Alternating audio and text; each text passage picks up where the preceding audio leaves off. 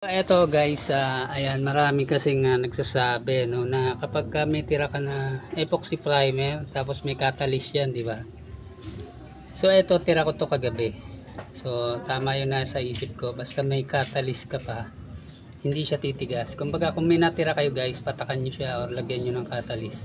Pinabukasan magagamit niyo pa. So fake news yung sinasabi nila na pag may natira ka, kailangan ubusin mo na kasi titigas na siya. So eto patutunayan ko sa inyo guys.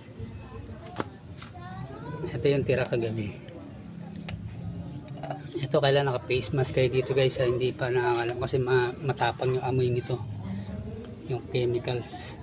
So ayan no, kitang kita nyo naman, di ba, malambot. So parang pintura din siya no, actually pintura to na epoxy primer siya, gray nga lang ang kulay. So ayan no, so hindi totoo yung sinasabi nila na